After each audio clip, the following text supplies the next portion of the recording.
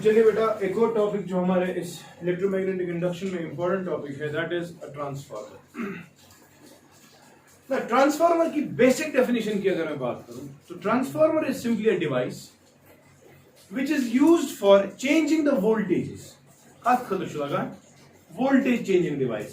But किसकी voltage? Remember, AC signal की voltage. किसकी वोल्टेज? एसी सिग्नल की वोल्टेज। ठीक है, so remember, you right it down that transformer is a device which is used for changing the voltages of our AC supply। ठीक है, मतलब why do we need to change the voltage of our AC supply? ये आप देखें, we know that power की general expression अगर मैं देखूं तो पावर जो है it is equal to voltage into current, है कि नहीं? है कि नहीं? तो what do you want? You want that जो आपका एनर्जी है, जो आपका पावर जनरेट हो रहा है एट सम स्टेशन, आप चाहते हो कि इसको डिलीवर किया जाए, इतने ही एनर्जी को, इतने ही पावर को डिलीवर किया जाए for between thousands of kilometres of distance. Shakir ना, आपने कहीं हाइड्रो इलेक्ट्रिक प्रोजेक्ट बगलिहार में है, आप चाहते हो श्रीनगर में इतना ही एनर्जी पहुंचे, एनर्जी के जाएगा सिंके समझी तरह क्या शुक्राना शुक्राना या बासा कर डिवाइस का इस्तेमाल तछवना ट्रांसफार्मर। क्या है ट्रांसफार्मर के पास क्षमता? क्या ट्रांसफार्मर के पास क्षमता? ये है कि ये इस पावर को कांस्टेंट रखता है। हम चाहते हैं पावर क्या रहे? कांस्टेंट। पावर को जाएगा सुन अच्छी एनर्जी जाय कर अगर एनर्जी कांस्टेंट तेल क्या कर तुला नजर था तेल अगर तू वोल्टेज बढ़ाओ तेल गई करंट डिक्रीज, समझे तरह बे अगर वोल्टेज घटाओ करंट क्या गई इंक्रीज, सच दैट ये पावर जो है इसको आप क्या रखेंगे? Constant.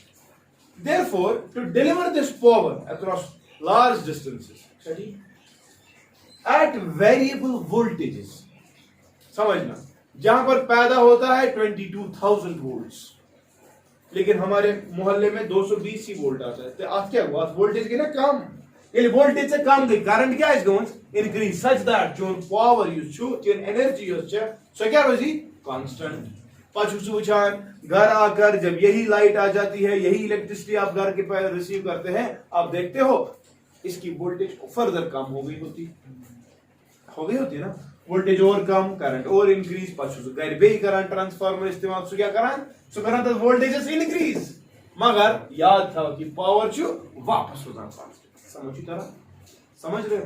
So remember this thing that transformer helps in varying the voltages, it helps in deliverance of power, it helps in deliverance of power at variable voltages, but remember without altering the frequency of the supply।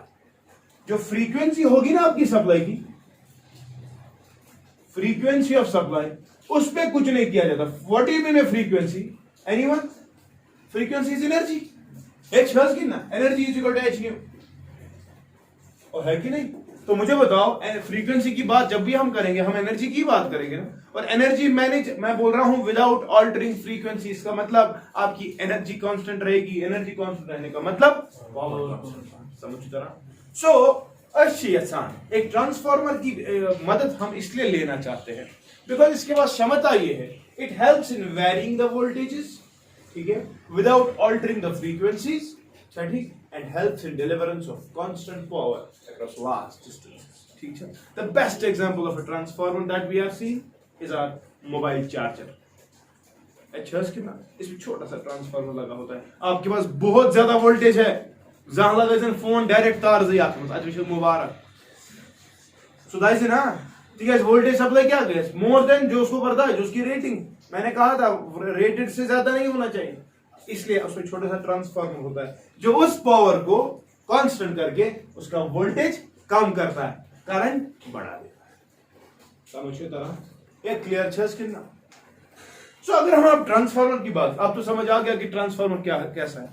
अब हम इसकी principal की बात करें, ये कैसे ये कर पाता है, how it has a tendency to vary its voltages of the input and output. उसकी वजह ये, it works on the principle of, शाबाश, it works on the principle of transformer is that it works on the principle of mutual induction। And mutual induction हमने already पढ़ा है।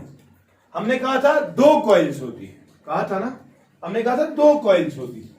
एक coil में आप ईएमएफ सोर्स यहीं से दोगे ना, और दूसरी कॉइल जो है उसमें आप आउटपुट लोगे। ये समझो तरह, समझना मेरी बात। एक कॉइल फ्लक्स पैदा करेगी, एक कॉइल मैग्नेटिक फील्ड पैदा करेगी जिसमें आपने सोर्स यहीं से दिया है, और दूसरी कॉइल जो है वो इस चेंजिंग फ्लक्स को सेंस करेगी। समझिए तरह, जो कॉइल पैदा करेगी तात्या बना प्राइमरी कॉइल, ये समझिए तरह, एंड जो कॉइल सेंस करेगी उसको बोलेंगे सेकेंडरी कॉइल। समझ आ रहा है?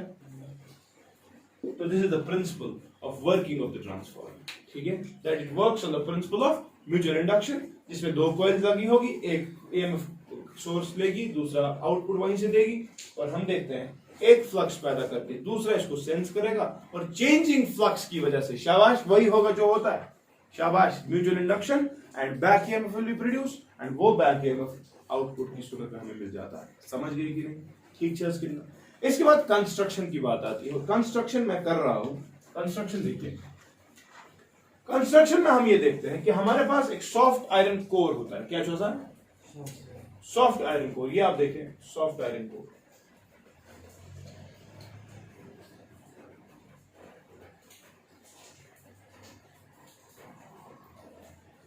ठीक है।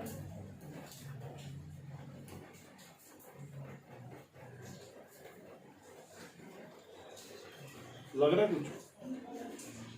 हाँ, गड़बड़ी हो गई।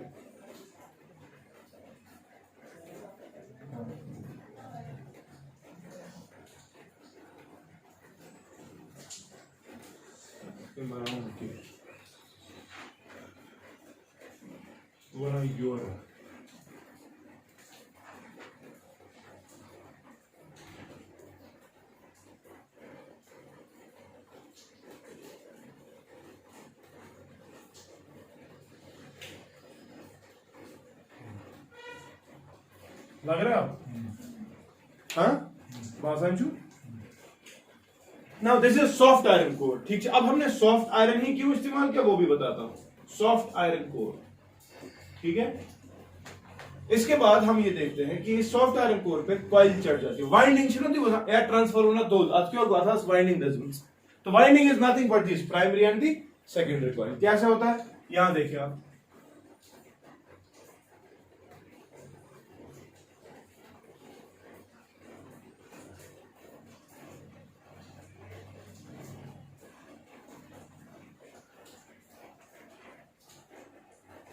This is your primary coil, ठीक है।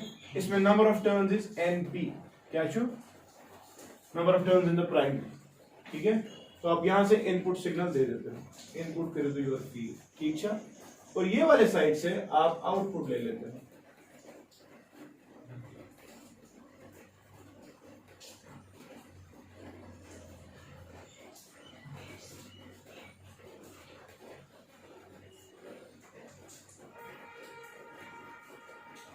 इसमें नंबर ऑफ टर्न्स जो है that is NS, number of turns in the secondary. समझे तरह ये, ठीक है कितना?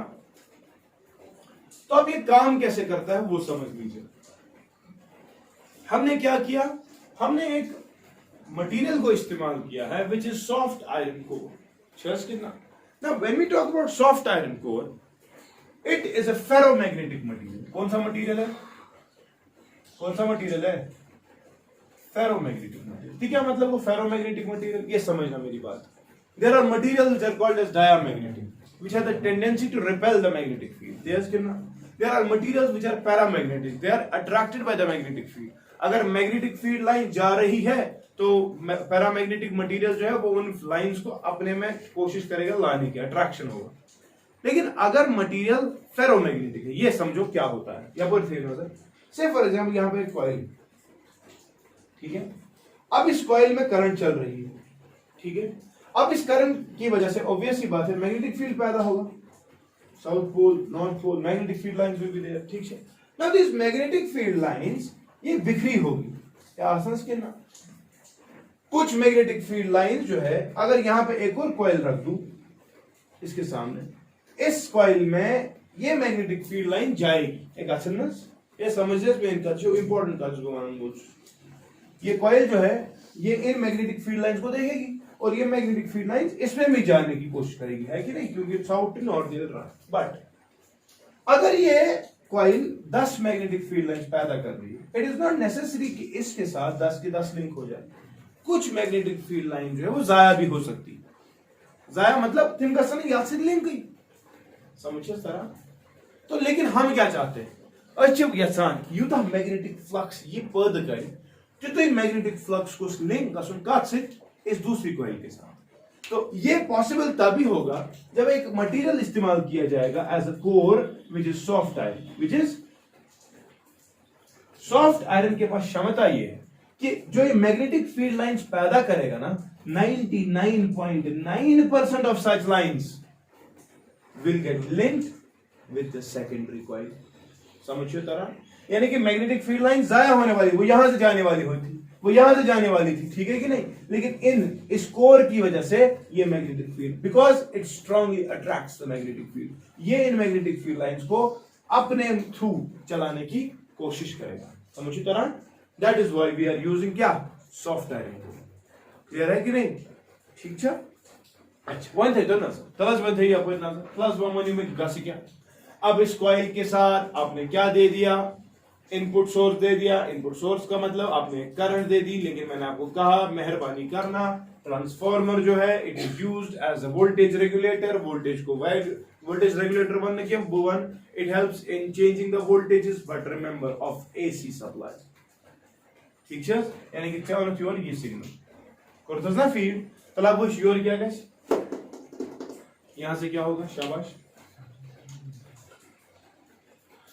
ये कॉइल जो है it is already wound on the soft iron core, tells माना it will produce the magnetic field and magnetic field lines will be say for example इस तरह, क्योंकि पॉजिटिव हाफ है नेगेटिव हाफ है, इफेक्टिवली मैं कह रहा हूं इस तरह से चल रही होगी, ठीक है। लेकिन बेटा ये कौन सा मटेरियल है, ये तो सॉफ्ट आयरन कोर है। क्या ये मैग्नेटिक फील्ड लाइंस को बाहर जाने देगा, ये वही आप समझो जरा। तेल क्या कैसी तेल करी ये कॉइल, समझो ये वाली कॉइल ये यहां से चलाएगी, समझ रहे हो कि नहीं, समझ रहे हो कि नहीं। तो इफेक्टिवली ये इधर की तरफ चलेगा and therefore we will see that जो मैग्नेटिक फील्ड लाइंस कंप्लीट पैदा हो रही थी due to the primary coil, वो सब की सब लाइंस लिंक हो रही है किसके साथ,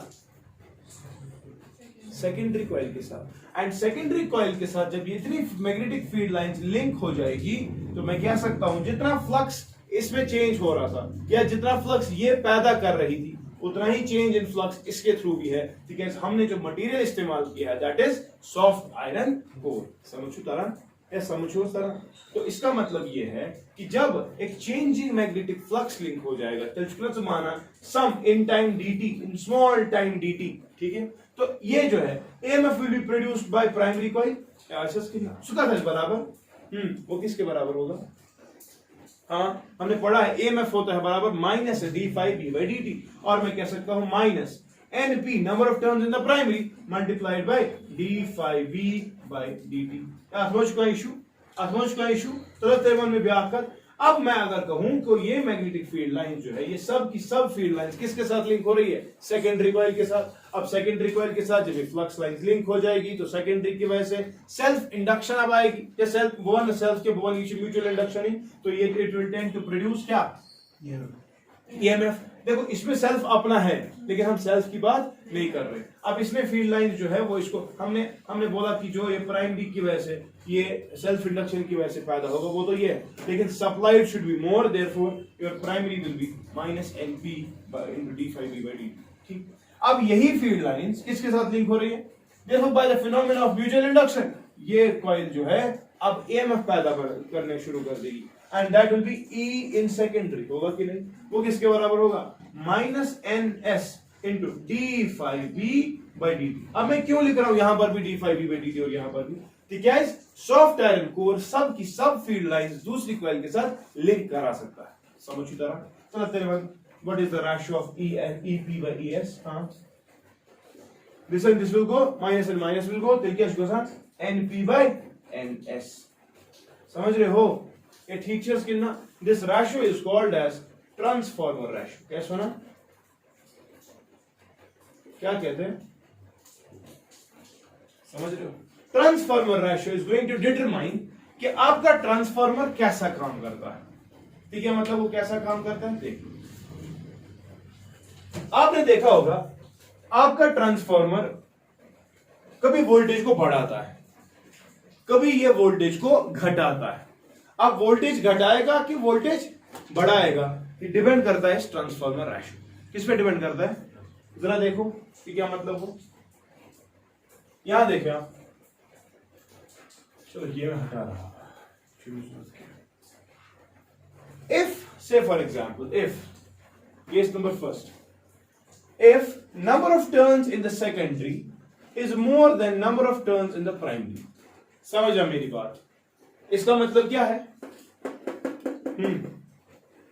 Number of turns in the secondary coil में ज्यादा number of turns है as compared to the number of turns in the primary coil. ठीक है, जरा मुझे बताओ तब इस राशियों को क्या होगा. हमें पता है EP by ES जो बराबर NP by NS. Since this is more, समझना मेरी बात, this is more, therefore I can say, मैं ऐसे बोल सकता हूं ES by EP is greater than 1. Just because NS is more than NP. जब अच्छा चलो यहां देखो बढ़ती तो नजरी ये गो ना NS by NP, it goes NS is more than NP. Effectively this will be more than 1. अगर ये more than 1 है तो लिखा लो ES is by EP is more than 1. तो माना ES is more than, समझ रहे हो? इसका मतलब क्या है? Voltage in the output is more than the voltage in the. ऐसे ट्रांसफार्मर को स्टेप अप ट्रांसफार्मर कहते हैं. खबर समझ तो नहीं? स्टेप अप जो गाना चाहिए मम्मी स्टेप प्लस स्टेप कराओ, मतलब क्या? आप दरअसल number of turns in the secondary ज्यादा इस्तेमाल कर रहे हो as compare to number of turns which are being used in the primary side. समझी तरह ऐसे ट्रांसफार्मर क्या बोलेंगे? Step up transformer.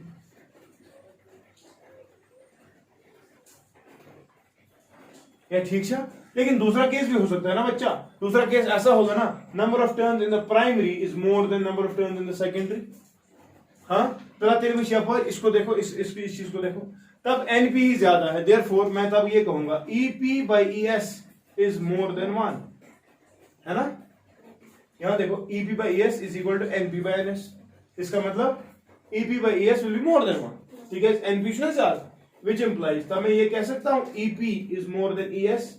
इसका मतलब voltage in the primary is more as compared to voltage in the. ऐसे ट्रांसफार्मर को क्या बोलते हैं? Step down transformer. यानी कि आउटपुट वोल्टेज से कम, पावर स्टेप का डाउन. खबर समझी तरह? स्टेप डाउन करने का मतलब the number of turns which you will be using in the secondary, शाबाश, will be less than the number of turns which will be used in the primary. समझी तरह तब पाने वन स्टेप अप ट्रांसफार्मर का लगा, step down transformer का लगा.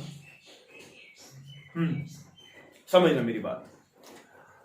आपके रिसीविंग स्टेशन जो होते हैं, ग्रिड स्टेशन मानो, तिमन पे पावर वारिया ज्यादा. पे तिमन महलन मज वातन. तो वो वहां पर स्टेप डाउन करके आपके मोहल्ले तक पहुंचाने की कोशिश करेंगे. ठीक है, ना दस महल रिसीविंग स्टेशन अलग, पद गो महल ट्रांसफार्मर अलग. सो रिसीविंग स्टेशन पे बहुत ज्यादा वोल्टेज पैदा होता है. वो क्या करते हैं? वो इनको स्टेप डाउन करते हैं. स्टेप डाउन करने की वजह से वो चलाते हैं आप वो कम वोल्टेज पे, लेकिन पावर तो कांस्टेंट है पहुंच के आपके मोहल्ले पे. लेकिन पाछु से मोहल्लुक ट्रांसफार्मर जो आसान छु मोदमुत ट्रांसफार्मर छुना. हालांकि बगस वनुन सु मोहल्लुक ट्रांसफार्मर गछ लमन अथ वोल्टेज अब ते गछ स्टेप अप ट्रांसफार्मर. वमा आका छ तब चेंज करित तछि फीड थे फार्मूला करित गन बाय छ स्टेप अप छ काम कर. पछ अचान तुहंदि गरन तय अगर वोल्टेज बाशो और तेज तु छु करा स्टेप डाउन, तय अगर बाशो वोल्टेज और कम तु छु करा स्टेप. वन तो ना समझ स्टेप अप कर छु गसान, स्टेप डाउन कर छु गसान. सो इट इज ओनली कि ना छु कम तय छु कोर एक्साइड छु इनपुट गर बनो ट्रांसफार्मर. कुछ करना ही नहीं, समझ गए कि नहीं? लेकिन अब हम एक आइडियल ट्रांसफार्मर की बात करें। सो जनरली ट्रांसफार्मर रेशियो क्या है? Number of turns in secondary to number of turns in primary is equal to EMF in secondary to EMF in primary. ठीक है कि नहीं? अब देखें, when we talk about an ideal transformer, किसकी बात हम करेंगे?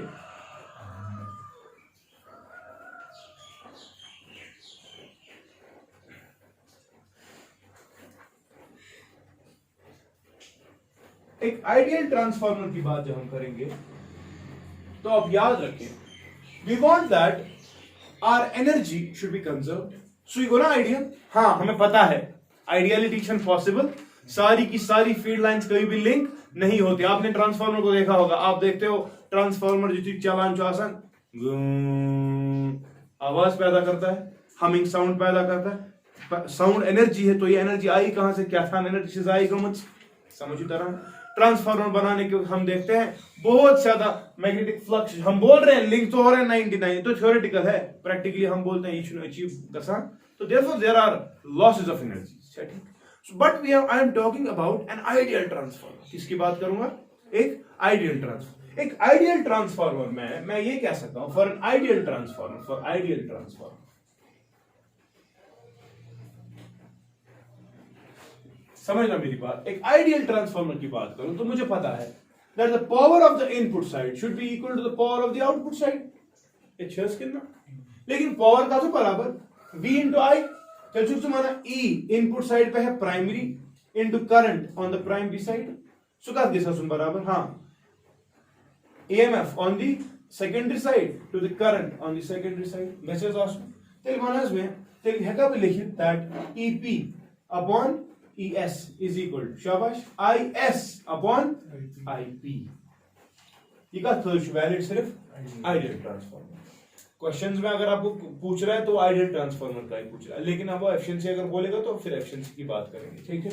व्हिच इंप्लाइज दिल हैकर्स one from that expression and this expression can I say that EMF in primary to EMF in secondary छु बराबर number of turns of primary to number of turns in secondary छु बराबर current in secondary उल्टा to current in primary. समझ गए कि नहीं? This equation is very much important when you are solving numericals, ठीक है, because they mostly ask you about an ideal transformer. समझ गए कि नहीं? ठीक चल कहीं जल्दी लॉसेस ऑफ ट्रांसफार्मर। नाउ ये तो आइडियल ट्रांसफार्मर की बात है कि हम एक एक्सप्रेशन इस्तेमाल कर सकते हैं दैट शाबाश क्या बोल में NS by NP छु बराबर हाँ ES by EP छु बराबर IP by IS, है ना यही?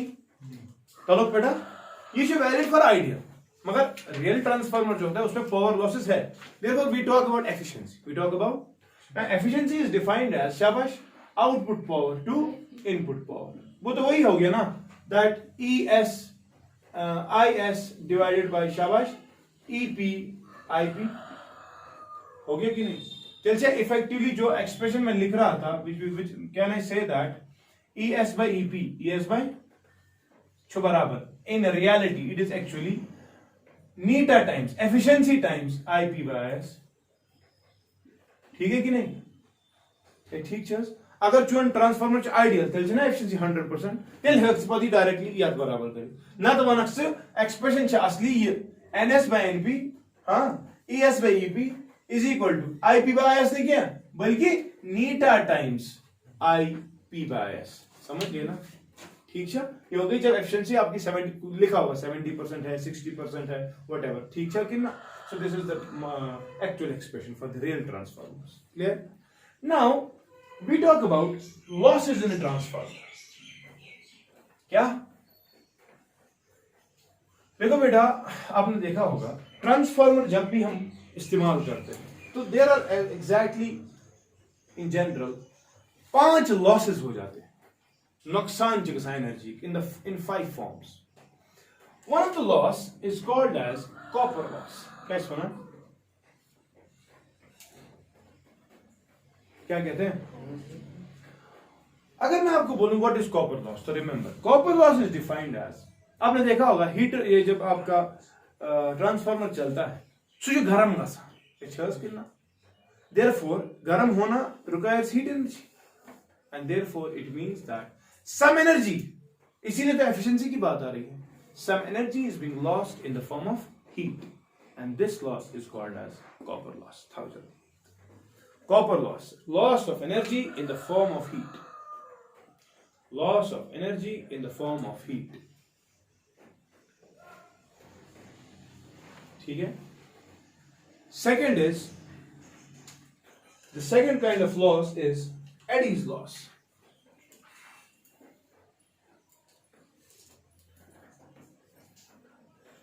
This was loss of energy in the form of heat. Eddy's loss. This is loss in the form of, we call this as iron loss. ठीक है, मतलब को ये थे तो नजर या पर थे तो नजर। बेटा जब ये मैग्नेटिक फ्लक्स पैदा किया प्राइमरी कॉइल ने, मैंने कहा because we are using a material which is known as soft iron core, इस मटेरियल के पास क्षमता ये, बिकॉज इट इज फेरोमैग्नेटिक, ऐसा करिए हम field lines link completely with the secondary coil, यही हमने कहा। लेकिन दरअसल अगर आप थोड़ा ध्यान दें, हमने अभी एडीज करंट्स भी पढ़ा था, एंड एडीज करंट में हमने सीखा कि जब जब एक चेंजिंग फ्लक्स लिंक हो जाता है किसके साथ, मेटेलिक कंडक्टर के साथ, तो उसके इलेक्ट्रॉन्स अपने होंगे, they will tend to flow in circular motions, जिसकी वजह से एडीज करंट पैदा होगी। एंड एडीज करंट मैंने कहा था इसके पास एडवांटेजेस भी है और डिसएडवांटेजेस भी। अब देखो ट्रांसफार्मर में क्या कर रहा है, ट्रांसफार्मर में जब आपने ये सॉफ्ट आयरन कोर की बात की, ठीक है ना, तो आपने कहा कि सर यम फील्ड लाइन ये पैदा गसन,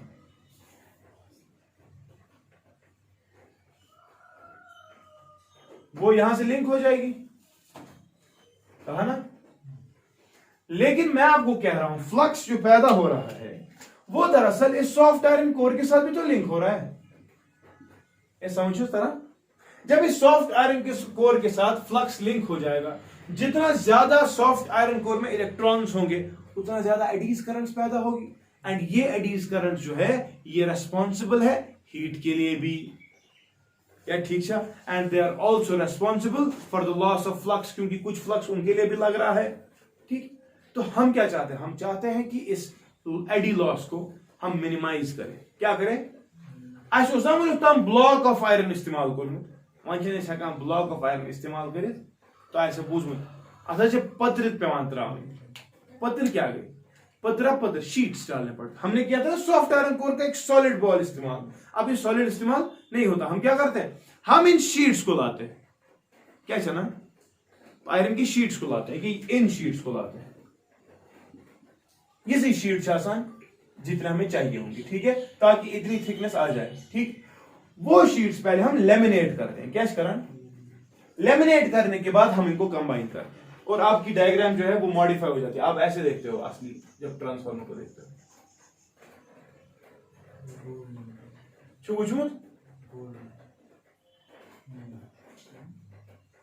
या पत्रा सॉफ्ट आयरन बराबर के हमेशा पत्र शीट्स होते हैं। लेकिन क्यों ये हम शीट्स क्यों इस्तेमाल किए, हमने शीट्स इसलिए इस्तेमाल किए क्योंकि हमारे पास जब सॉफ्ट आयरन कोर का एक सॉलिड बॉडी था, हमने देखा कि एडीज लॉस हो जाएगा, और एडीज लॉस की एडीज करंट्स पैदा हो जाएगी, और हम नहीं चाहते कि एडी करंट पैदा हो जाए, because eddy current is responsible for damping, ये फ्लक्स को नुकसान पहुंचाती है। ठीक है, हम चाहते हैं कि एडी करंट बहुत कम से कम पैदा हो, और उसके लिए हम क्या करते हैं, हम इस आयरन कोर के बदले हम आयरन शीट्स का इस्तेमाल करते हैं, और उन शीट्स को भी हम इकट्ठे नहीं रखते, हम उनको लेमिनेट पहले करते हैं। लेमिनेशन की वजह से फ्लक्स जो है वो तो काम फिर भी करेगा, लेकिन जो एडी करंट पैदा होने वाली है उसका मैग्नीट्यूड बहुत कम होगा। Effectively as compare to this part बनाना, एज कंपेयर टू शीट्स को अब बनाना, ज्यादा शस्त्र का मगज खर्च शीट्स बनाने में, therefore we call this as iron loss. समझ गए कि नहीं, ठीक शाकिर ना। चलिए इसके बाद एक और लॉस है, that is flux leakage loss.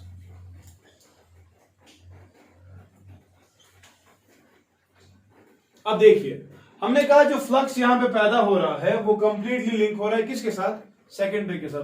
But is it true always? हमने तो कहा फेरोमैग्नेटिक मटेरियल 99.9% लिंक कराएगा, लेकिन बेटा it is not always true that इतनी लिंकेज पॉसिबल है, ठीक है। Therefore there is always some loss of flux, ठीक है, and we call this loss as flux loss, ठीक। एक और किस्म का लॉस जो है जो हम देखते हैं in case of transformer, that is humming loss. क्या शो?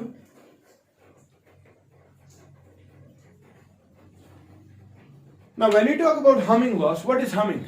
शोर करना। आपने देखा होगा ट्रांसफार्मर जहां पे चल रहा होता है, एक वो आवाज होती है कंटिन्यू, स्लाइट फेंट नॉइज जो आसान, मगर noise is a form of energy, sound is a form of energy, therefore again energy is being lost in the form of sound, ठीक है। That is called as humming loss. समझ गए कि नहीं? Now the last loss, which is very important loss, is called as hysteresis loss.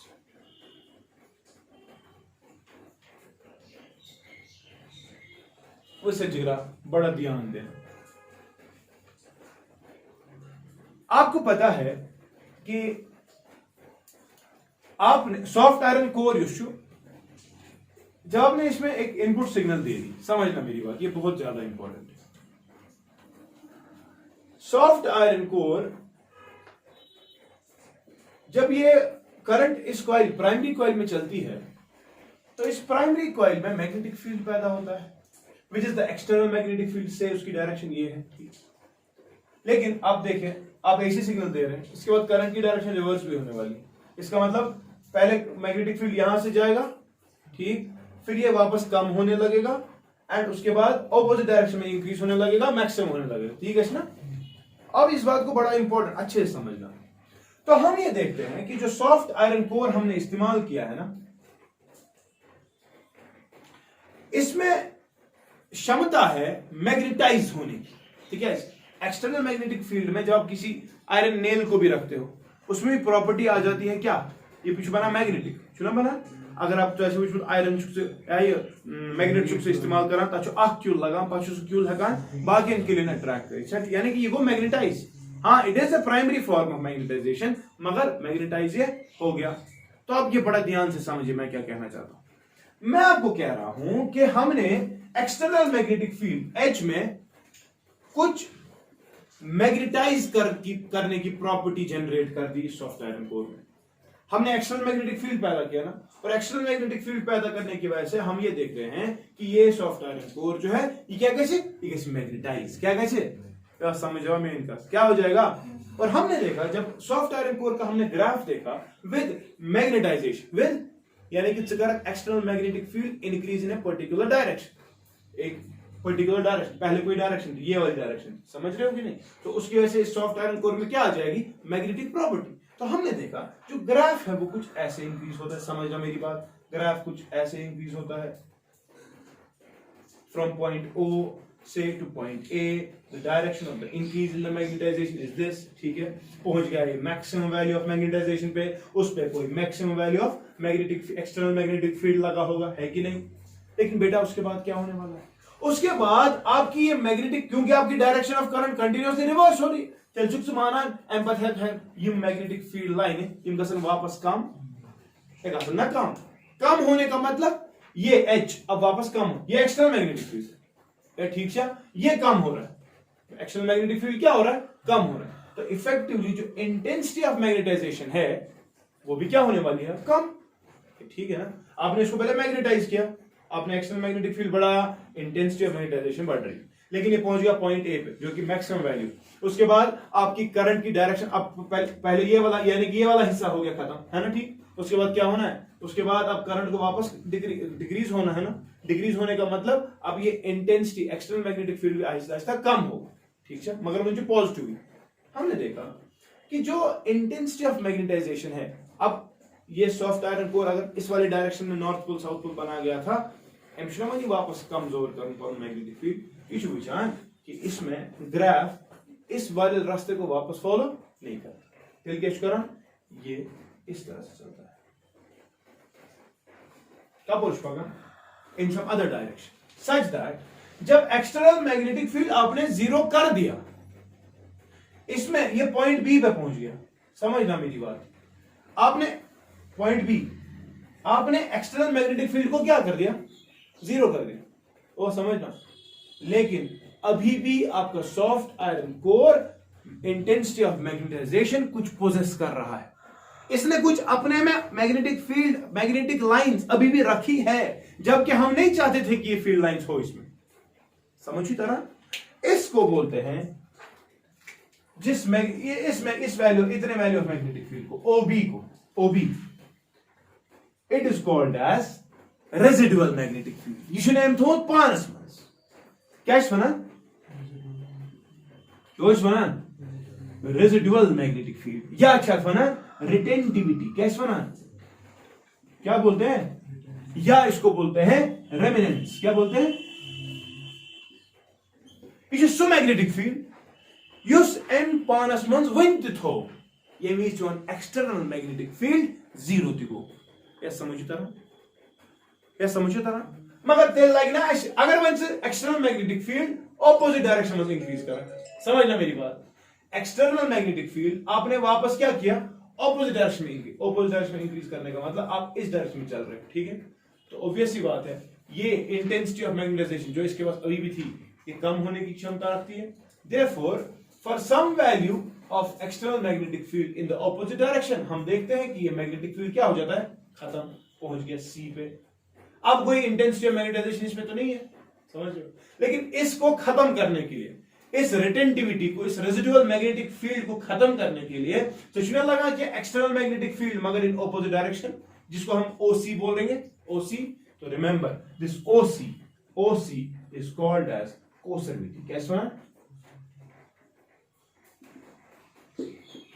ये ठीक है ना, coercivity so magnetic field, so external magnetic field उस बकार लगान रिटेंटिविटी को खत्म करने, समझिए तरह कुछ तम पत क्या तम पत magnetic field further opposite direction में इंक्रीज करना। तो ग्राफ जो है ये ऐसे आ जाता है, ठीक है। उसके बाद मैक्सिमम पहुंच गया अपोजिट डायरेक्शन में, उसके बाद वापस साइकिल चलेगा। अब साइकिल यही चलता है, इस तरह से चलता है, इस तरह से, समझिए तरह। इस ग्राफ को हिस्टेरेसिस लूप कहते हैं, क्या सुना, समझ तो लिया, जिसमें शाबाश ओबी रिटेंटिविटी है और ओसी क्या है, कोसर्विटी, समझ तरह, ये पता हो सिमेट्रिक ग्राफ, ठीक। The area of this graph gives you the loss of energy, gives you the, जितना ज्यादा एरिया होगा उतना ज्यादा लॉस है। अब मुझे खुद बताओ, आप क्या चाहते हो, आप चाहते हो कि रिटेंटिविटी इस सॉफ्ट आयरन कोर की ज्यादा हो, ऑब्वियसली बात, हम चाहते हैं कि मैग्नेटिक फ्लक्स लाइंस अपने में बसा के रखे, लूज करो, हम चाहते हैं रिटेंटिविटी इसकी ज्यादा हो, समझ तरह। मगर तो ऐसा कोसर्विटी भी ज्यादा हो नहीं, आप चाहते हो कि जब, क्योंकि साइकिल्स कंटिन्यूअसली चेंज हो रहे हैं ना, अगर कोसर्विटी बहुत ज्यादा हुई, वन खत्म करना सी टाइम लगोमुत, समझ तरह। वो स्टील ग्राफ, यु स्टीलस यु ग्राफ वो स्टीलस क्यों ग्राफ, स्टील ग्राफ, कोसर्विटी कितनी मोटी है इसमें, और बहुत ज्यादा मैग्नेटिक फील्ड देना पड़ेगा ऑपोजिट डायरेक्शन में, तब जाकर वो खत्म होता है। और इसकी रिटेंटिविटी जो है वो भी उतनी खास नहीं है। हम चाहते हैं रिटेंटिविटी बहुत ज्यादा हो, रिटेन करो, मगर सु खत्म करने खतर कम मैग्नेटिक फील्ड बकार, ताकि सु क्या मकली जल्दी। देयरफॉर हम देखते हैं सॉफ्ट आयरन कोर का कोसर्विटी का ग्राफ, हिस्टेरेसिस लूप जो है वो, अब ये तो मैंने समझाने की कोशिश की है, अब देखो hysteresis loop soft iron core का कैसा है। सॉफ्ट आयरन कोर, अगर आपको एंट्रेंस में सवाल आएगा, soft iron core and steel, both the graphs will be given, which of the following resembles steel and which of the following resembles soft iron core। तो आप याद रखें ये ग्राफ, रिटेंटिविटी से तूफान छे, मगर कोसर्विटी क्या छे वारिया कम। ये ग्राफ छो सॉफ्ट आयरन कोर, समझी तरह। तुझे क्या सा भी यही कैसा, तुझे क्या सा कोसर्विटी क्या कैसा से कम, मगर रिटेंटिविटी क्या कैसा से ज्यादा। स्टीलस क्या हो में ग्राफ, स्टील हो में यो मशीच हरस मट ये लगे कुनी जैबस पे पन पान याद, समझ तरह। सो ये लगान इशवाल क्यों नफर लगान, समझ तो clear. So these are the loss. जितना ज्यादा एरिया इस ग्राफ का होगा उतना ज्यादा एनर्जी क्या है, लॉस्ट है. And area under the graph will give the loss of energy. And remember हम नहीं चाहते कि ये ज्यादा हो, बट ये ज्यादा हो जाता है. And effectively this is the loss known as hysteresis loss. ठीक है, ये क्या है इधर, रेमिनेंस. मैं बे क्या पढ़ूस. I'll stop here. तो इंशाल्लाह कल देखेंगे LC oscillations अगर मैंने पढ़ा है. तो this was all about electromagnetic induction. Hopefully it is done. It took us 10 lectures. Thank you so much.